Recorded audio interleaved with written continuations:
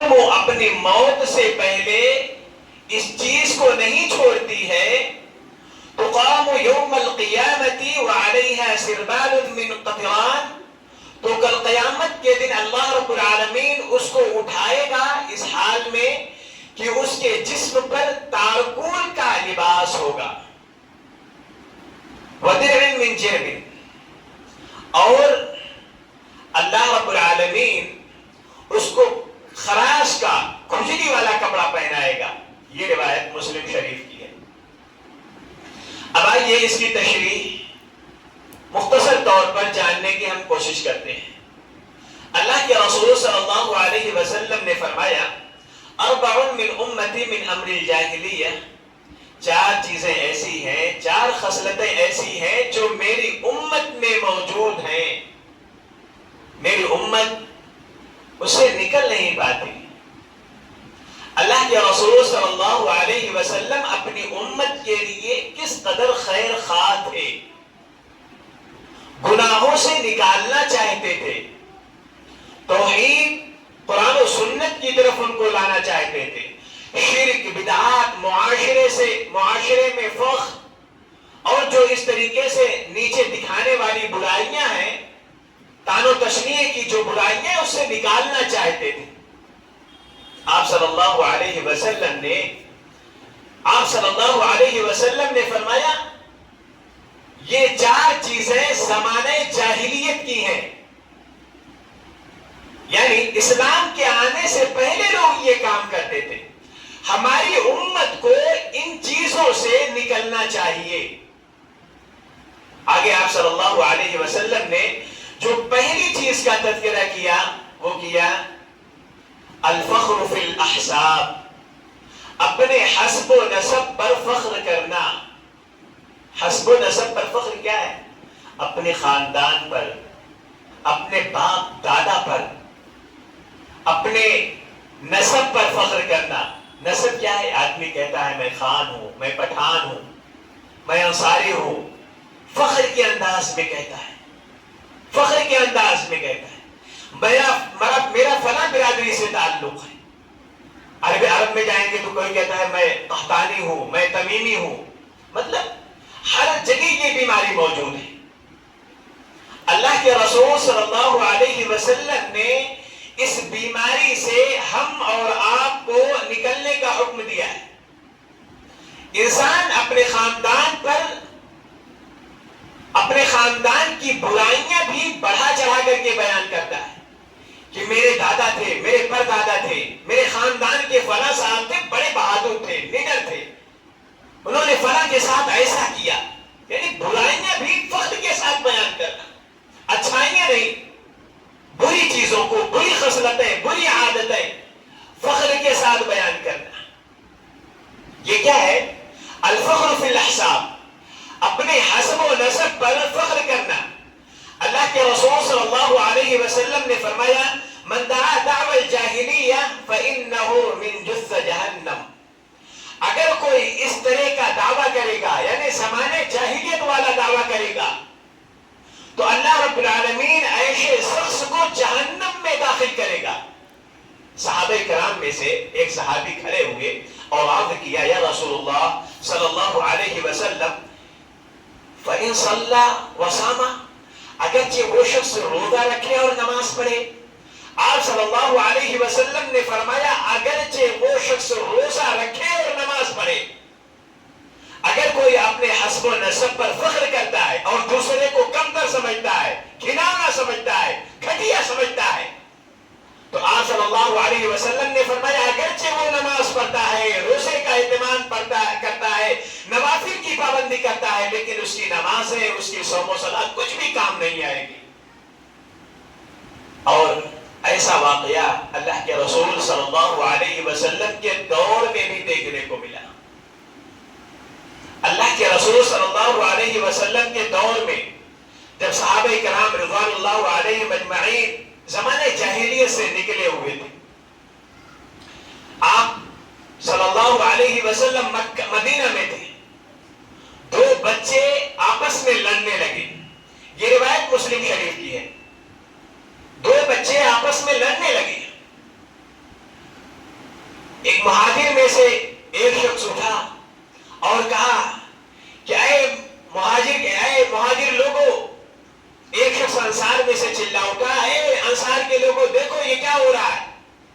مہاجر یہ کہہ رہا ہے کہ دیکھو تمہارے بچے کو مہاجر مار رہا ہے، اور انصار یہ کہہ رہا ہے کہ دیکھو انصارو یہ تمہارے بچے کو یہ آدمی بچہ مار رہا ہے۔ اللہ کے حبیب صلی اللہ علیہ وسلم اپنے گھر سے اس آواز کو سن رہے تھے۔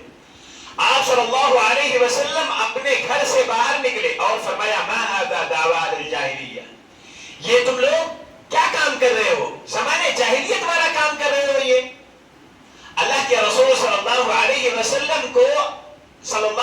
وسلم نے اپنے ساتھیوں کو، اپنے اصحاب کو ڈانٹا، کس وجہ سے کہ یہ حسب نسب، یہ کہنا کہ اے انصاریوں، اے مہاجرین، یہ کیا ہے؟ یہ اپنے حسب و نسب کو ابھارنا ہے، ایک دوسرے کو بڑھاوا دینا ہے۔ اللہ کے حبیب صلی اللہ علیہ وسلم نے ڈانٹا اور کہا کہ یہ زمانے جاہلیت کی چیزیں ہیں، یہ زمانے جاہلیت کی چیزیں ہیں۔ اللہ رب العالمین نے، اللہ کے حبیب صلی اللہ علیہ وسلم نے دوسری چیز جو بیان فرمائی، وہ فرمائی وَالطَّعْنُ فِي الْأَنْصَابِ، یہ ہوا کہ فخر کرنا اپنے حسب و نسب پر، اپنے آپ کو بڑا سمجھنا، اپنے خاندان کو بڑا سمجھنا۔ اور دوسری چیز آپ صلی اللہ علیہ وسلم نے فرمایا دوسرے کی نسب کو، دوسرے کی حسب کو گھٹیا سمجھنا، طعن و تشنیع کرنا۔ یہ کیا ہے؟ زمانے جاہلیت کی جہالت میں سے ہے۔ کسی نسب کی توہین کرنے کو مذہب اسلام نے حرام قرار دیا ہے۔ اسلام میں حسب و نسب صرف تعارف کے لیے، آدمی فلاں جگہ سے ہے، فلاں قبیلے سے ہے، فلاں خاندان سے ہے، بس اس کے علاوہ کچھ نہیں۔ سب آدم علیہ السلام کی اولاد میں سے ہیں۔ اللہ کے حبیب صلی اللہ علیہ وسلم نے فرمایا اثنتان فی الناس ہما بہم کفر، دو لوگ ایسے ہیں، دو لوگوں کا معاملہ ایسے ہے جو کفریہ ہے، ان کے اعمال کفر والے ہیں۔ پہلا عمل الطعن فی النسب، کسی کے نسب کے ساتھ طعن و تشنیع کرنا، کسی کی نسب کو گھٹیا سمجھنا، اس کو برا سمجھنا۔ اور دوسری نبی صلی اللہ علیہ وسلم نے فرمایا والنیاح علی المیت، والنیاحۃ علی المیت، میت پر نوحہ کرنا، میت پر رونا چلانا۔ اس حدیث پاک میں آپ صلی اللہ علیہ وسلم نے فرمایا کہ کسی کے نسب کو طعن و تشنیع کرنا، کسی کے نسب کو گھٹیا سمجھنا، یہ کیا ہے؟ یہ کیا ہے؟ کفریہ عمل ہے، کفریہ عمل ہے۔ اور آج ہماری حکومت بھی ہندوستان کی حکومت بھی اگر کوئی او بی سی کو اگر کوئی چمار کہہ کر کے پکارتا ہے تو اس کے اوپر کیس درج کر دیا جائے گا۔ کیوں؟ کیونکہ اس میں اس کی اہانت ہوتی ہے، اس کی توہین ہوتی ہے۔ اللہ کے رسول صلی اللہ علیہ وسلم نے 1400 سال پہلے انسانیت کو کس قدر ایک دوسرے کا احترام کرنے کی تعلیم دی، ایک دوسرے کے جذبات کو ٹھیس نہ پہنچے، کتنا بہترین تعلیم دیا آپ صلی اللہ علیہ وسلم نے۔ اللہ رب العالمین سے دعا ہے کہ رب ذوالجلال ہم تمام لوگوں کو دوسرے کا احترام کرنے کی توفیق عطا فرمائے۔ اللہ رب العالمین نے فرمایا یا ایھا الذین آمنوا لا یسخر قوم من قوم عسى ان یکونوا خیرا منهم ولا نساء من نساء عسى ان یکن خیرا منهن۔ آپ صلی اللہ علیہ وسلم نے فرمایا اے مومنوں کی جماعت، لا یسخر قوم من قوم عسى ان یکون خیرا منهم، آپ کسی قوم کا مذاق مت اڑائیے۔ اللہ رب العالمین نے فرمایا کس کو مخاطب کر کے؟ مومن بندوں کو، کافروں کو نہیں، منافقین کو نہیں، فاسقین کو نہیں، بلکہ مومن بندوں کو مخاطب کرتے ہوئے فرمایا لا یسخر قوم من قوم، کوئی قوم، کوئی شخص کسی قوم کا مذاق نہ اڑائے، عسى ان یکون خیرا منہم، ممکن ہے کہ جس کا آپ مذاق اڑا رہے ہیں اللہ رب العالمین کے یہاں اس کا مقام اور مرتبہ بہت بلند ہو۔ ہماری نگاہ میں تو گھر سے وہ شخص گھٹیا ہے، وہ شخص پنچر بناتا ہے، وہ شخص روڈ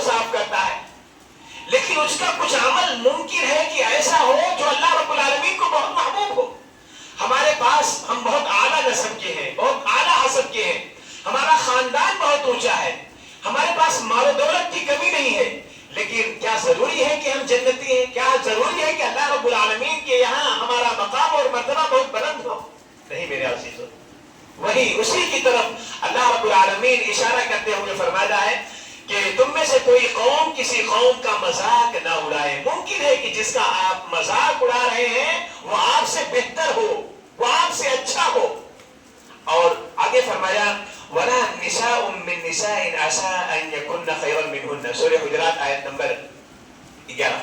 اللہ کے رسول صلی اللہ علیہ وسلم نے عورتوں کو خاص کر کے مخاطب فرمایا، کیونکہ عورتوں کے اندر یہ بیماری اکثر پائی جاتی ہے کہ دوسرے کو کمتر بنانا، دوسرے بہنوں کو کمتر گرداننا، اس کو گھٹیا دکھانا، اپنے آپ کو، اپنے کپڑے کو، اپنے نئی نئی چیزوں کو بہتر بتا کر کے دوسرے کو گھٹیا بتانا۔ اللہ رب العالمین نے فرمایا اے مومنہ کی جماعت، اے ہماری عورتیں، اسلامی خواتین، تم کسی دوسری عورت کو گھٹیا نہ سمجھو۔ ممکن ہے کہ اس کا عمل اللہ رب العالمین کے یہاں زیادہ محبوب ہو، ممکن ہے اللہ رب العالمین کے یہاں وہ زیادہ خیر والی ہو، اللہ رب العالمین کے یہاں ان کی زیادہ قدر ہو، اللہ رب العالمین کے یہاں وہ زیادہ محبوب ہو۔ اور اسی طریقے سے آپ اس چیز کا ہمیشہ خیال رکھیں، اللہ رب العالمین کے اس فرمان کو ہمیشہ اپنی نگاہ میں رکھیں گے تو کبھی بھی آپ کسی کو گھٹیا نہیں سمجھیں گے۔ کون سا فرمان اللہ رب العالمین کا؟ اللہ رب العالمین نے فرمایا یا ایھا الناس انا خلقناکم من ذکر وانثى وجعلناکم شعوبا وقبائل لتعارفوا ان اکرمکم عند اللہ اتقاکم۔ اللہ رب العالمین نے فرمایا یا ایھا الناس، اے لوگوں کی جماعت، انا خلقناکم من ذکر وانثى، بے شک ہم نے تم کو پیدا کیا ہے ایک مرد اور ایک عورت سے، وجعلناکم شعوبا وقبائل لتعارفوا، ہم نے تم کو شاخوں میں بانٹ دیا ہے، تم کو قبیلوں میں بانٹ دیا ہے، کیوں؟ لتعارفوا، تاکہ پہچاننے میں آسانی ہو سکے، آدمی کو پہچانا جا سکے۔ ان اکرمکم عند اللہ اتقاکم، جان لو کہ اللہ رب العالمین کے نزدیک سب سے محبوب وہ ہے، سب سے پسندیدہ وہ ہے جو تقوی والا ہے، جو تقوی والا ہے، جس کے اندر تقوی ہے، اللہ رب العالمین کا ڈر ہے۔ اس آیت کو آپ اپنے سامنے رکھیے اور سوچئے کہ ہم سب دنیا میں، چاہے وہ گٹر صاف کرنے والا ہو، چاہے وہ فارچونر گاڑی سے اعلیٰ گاڑیوں سے چلنے والا ہو، شیش مالوں میں رہنے والا ہو، لیکن سب کے سب ہیں تو آدم علیہ السلام کی اولاد۔ سب کون ہے؟ آدم علیہ السلام کی اولاد۔ اللہ رب العالمین نے بہتر جس لائق سمجھا، جہاں سمجھا اس کو پیدا کیا۔ اللہ رب العالمین نے جو ہمارے باپ کے نطفے میں چاہتا تو اللہ رب العالمین کسی اور جگہ پیدا کر سکتا تھا۔ یہ اللہ رب العالمین کا شکر اور احسان ہے کہ اللہ رب العالمین نے ہم تمام لوگوں کو، خصوصاً مسلمانوں کو، مسلمانوں کے گھروں میں پیدا کیا اور موحد والے گھروں میں پیدا کیا، اہل توحید کے گھروں میں پیدا کیا۔ یہ اللہ رب العالمین کا ہم کو احسان ماننا چاہیے۔ اور سب سے اہم چیز بات یہ کہ ہم سب برابر ہیں، کوئی گھٹیا نہیں ہے، کوئی گھٹیا نہیں ہے۔ دنیا میں چلنے والا انسان کوئی گھٹیا نہیں ہے، سب آدم علیہ السلام کی اولاد ہیں۔ کسی کو کسی پر فخر نہیں کرنا چاہیے، کسی دوسرے کے حسب و نسب کو گھٹیا نہیں گرداننا چاہیے۔ یہ کون سا عمل ہے؟ کفریہ عمل ہے۔ اللہ رب العالمین ہم تمام لوگوں کو انسانیت کی قدر کرنے کی توفیق عطا فرمائے۔ تیسری چیز آپ صلی اللہ علیہ وسلم نے فرمایا والاستسقاء من نجوم، ستاروں سے پانی طلب کرنا۔ یہ کیا ہے؟ زمانے جاہلیت کے اعمال میں سے ہے۔ بہت سارے لوگ ہیں جو ستاروں سے دعا کرتے ہیں، بہت سارے لوگ ہیں جو ستارہ دیکھ کر کے بتاتے ہیں کہ بارش کہاں ہوگی۔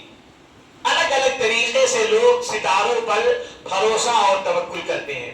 حالانکہ ہم تمام لوگ جانتے ہیں جو اللہ رب العالمین پر صحیح عقیدہ رکھتے ہیں وہ جانتے ہیں کہ یہ ستارہ ایک مخلوق ہے اللہ رب العالمین کا، لا تضر ولا تنفع، یہ نہ تو کسی کو نقصان دے سکتا ہے اور نہ ہی نفع دے سکتا ہے، یہ پانی برسانے کی طاقت نہیں رکھتا، یہ اللہ رب العالمین کی مخلوق ہے۔ اللہ رب العالمین ہی ہر چیز پر قادر ہے۔ اللہ رب العالمین نے ستاروں کو کیوں بنایا ہے اس کا تذکرہ اللہ رب العالمین نے قرآن مقدس میں کیا، وَلَقَدْ زَيَّنَّا السَّمَاءَ الدُّنْيَا بِمَصَابِيحَ وَجَعَلْنَاهَا رُجُومًا لِلشَّيَاطِينِ، ہم نے ستاروں کو اس لیے پیدا کیا ہے تاکہ اس کے ذریعے سے شیاطین کو مارا جائے۔ شیاطین کو مارنے کا آلہ اللہ رب العالمین بنایا ہے۔ کس چیز کو؟ ستاروں کو۔ وَلَقَدْ زَيَّنَّا السَّمَاءَ الدُّنْيَا، اور اللہ رب العالمین نے آسمان دنیا کی زینت بنائی ہے، آسمان دنیا کی زینت بنائی ہے۔ اور تیسری چیز یہ ہے کہ جب ہم راتوں کو چلتے ہیں، جب چاند نہیں ہوتا ہے، جب چاند نہیں ہوتا ہے صرف تارے ہوتے ہیں، تو اللہ رب العالمین ان کے ذریعے سے ہم کو روشنی عطا فرماتا ہے۔ آپ جب اندھیرے میں چلے، دیہات کے جنگلوں میں چلے، دیہات میں جنگلوں میں چلے، اگر چاند بھی نہ دکھائی دیتا ہو، ایسے موقع پر بھی ستارے کی ٹمٹماہٹ نظر آتی ہے، اس کی روشنی نظر آتی ہے۔ انسان رات کی تاریکی میں اپنے راستے کو تلاش کر سکتا ہے۔ اللہ رب العالمین نے اس چیز کو انسانوں کے فائدے کے لیے بنایا، اور انسان ہے کہ اس کی عبادت کرنا شروع کر دیا۔ اللہ رب العالمین ہم تمام لوگوں کو اس فتنے سے بچائے۔ اور اللہ رب العالمین ہی بارش نازل کرنے والا ہے، اللہ رب العالمین کے علاوہ کوئی بارش نازل کرنے کی طاقت نہیں رکھتا۔ اللہ رب العالمین نے سورہ لقمان کی آخری آیت میں فرمایا ان اللہ عنده علم الساعة وينزل الغیث، اللہ رب العالمین کے پاس ہی قیامت کا علم ہے، قیامت کب قائم ہوگی، اور وَيُنَزِّلُ الْغَيْثِ، آسمان سے بارش اللہ رب العالمین ہی برساتا ہے۔ تو کسی ستارے کے اوپر بھروسہ کرنا، اس سے دعا کرنا یا اس سے اندازہ لگانا، یہ زمانے جاہلیت کی چیزیں ہیں۔ اللہ رب العالمین ہی اس پر طاقت رکھتا ہے بارش کو نازل کرنے پر اور بارش کو روکنے پر۔ اگر بارش کو ضرورت ہے تو اللہ رب العالمین سے دعا کرنی چاہیے، اگر بارش زیادہ ہو رہی ہے تب بھی اللہ رب العالمین سے اس سے رکنے کی دعا کرنا چاہیے۔ اللہ رب العالمین ہم تمام لوگوں کے لیے بارش کو باعث رحمت بنائے۔ اور چوتھی چیز اللہ کے حبیب صلی اللہ علیہ وسلم نے فرمایا، چوتھی چیز جو جہالت میں سے ہے، زمانے جاہلیت میں سے ہے، وہ ہے والنیاحہ، نوحہ کرنا۔ نوحہ کیا ہے؟ نوحہ یہ ہے کہ آدمی روئے، چلائے، چیخے کسی کی ماتم پر، کسی کے موت پر ماتم کرے، کسی کی موت پر چیخے چلائے، اپنے گریبان کو، کپڑے کو پھاڑے، اپنے جسم کو تکلیف دے، اپنے ہاتھ سے اپنے تماچ اپنے گال پر رخسار پر مارے، اپنے سینے کو پیٹے، یہ کیا ہے؟ نوحہ ہے۔ نوحہ اللہ کے حبیب صلی اللہ علیہ وسلم نے فرمایا یہ زمانے جاہلیت کی جہالت میں سے ہے۔ اللہ رب العالمین نے ہم اور آپ کو جو کسی میت کے بارے میں ماتم کرنے کا جو حکم دیا ہے، وہ بھی طریقہ آپ صلی اللہ علیہ وسلم نے بتلایا ہے، اور اس کی مختصر مدت بھی طے کر دی ہے کہ اس سے زیادہ آپ ماتم نہیں کر سکتے، اس دن سے زیادہ آپ ماتم نہیں کر سکتے، اور ماتم یعنی سوگ منا نہیں سکتے اس سے زیادہ۔ اور نوحہ کرنا، نوحہ کرنے کا اسلام میں کوئی طریقہ ہے ہی نہیں، کوئی چانس ہے ہی نہیں۔ اللہ کے حبیب صلی اللہ علیہ وسلم نے فرمایا اذا لم تتب قبل موتها، اگر کوئی عورت نوحہ کرتی ہے اور نوحہ کرتے کرتے مر جاتی ہے بغیر توبہ کیے ہوئے، تو قام یوم القیامہ، کل قیامت کے دن اللہ رب العالمین اس عورت کو اس حال میں اٹھائے گا کہ اس کے اوپر تارکول کا لباس ہوگا۔ تارکول کس کو بولتے ہیں؟ तारकोल बोलते हैं डामर को जो सड़क पे ऊपर डाला जाता है। अब सोचिए उसके ऊपर तारकोल का दरख्त होगा और खराश वाला लिबास अल्लाह रब्बुल आलमीन उस औरत को पहनाएगा। किस औरत को? जो औरत नौहा करते करते मर जाती है, यानी बगैर तौबा किए हुए मर जाए। जरूरी नहीं को तौबा नौहा करते करते मर जाए, नौहा करे और फिर उसको छोड़ दे यूं बगैर तौबा के मर जाए, तो उसका ये अंजाम हुआ। ये औरत ही के लिए खास नहीं है, ये मर्दों के लिए भी है। अगर कोई शख्स नौहा करता है, औरतों का नाम इसलिए ज्यादा है कि औरतें कारण मैयत पर चिल्लाना, चीखना, रात बना करके रोना, चीखना, चिंघाड़ना, अपने कपड़े को फाड़ना, ये सब औरतों के अंदर ये खसलत ज्यादा पाई जाती है। इसलिए अल्लाह के हबीब सल्लल्लाहु अलैहि वसल्लम ने खासकर औरतों को मुखातब कर फरमाया कि औरतों के अंदर अगर ये खसलत पाई गई और बगैर तौबा की मर गई तो अल्लाह रब्बुल आलमीन उनको कल क़यामत के दिन ये आज़ाब अता फरमाएगा। अब जरा गौर कीजिए, जहन्नम का आज़ाब और इस दुनिया का आज़ाब। इस दुनिया का आज़ाब क्या इंसान को जलाने के लिए काफी नहीं? अल्लाह रब्बुल आलमीन ने जहन्नम का जो आज़ाब तैयार कर रखा है, वो जहन्नम का आग इस दुनिया के आज़ाब से 69 गुना ज्यादा जलाने की ताकत रखता है। 69 गुना ज्यादा, यानी 70 में से एक हिस्सा अल्लाह रब्बुल आलमीन ने दुनिया में उतारा। और इस आग में आजकल ऐसी ऐसी मशीनें हैं, उसमें जब मुर्दे को डाला जाता है तो 2 सेकंड में, चुटकी भर में वो जो है जल करके राख हो जाता है। 2 सेकंड में वो जल करके राख हो जाता है। फिर अल्लाह रब्बुल आलमीन, अल्लाह के रसूल सल्लल्लाहु अलैहि वसल्लम का ये कहना कि वो जहन्नम का आग दुनिया की आग से 69 गुना ज्यादा जलाने की ताकत रखती है। और फिर अल्लाह के हबीब का ये फरमान कि उस आग में जो औरत को डाला जाएगा उसको तारकोल का लिबास पहनाया जाएगा। अल्लाहु अकबर! किस कदर आज़ाब होगा, कितना भयानक आज़ाब होगा। अल्लाह रब्बुल आलमीन हम तमाम लोगों को उस आज़ाब से, अल्लाह रब्बुल आलमीन जहन्नम के आज़ाब से महफूज फरमाए।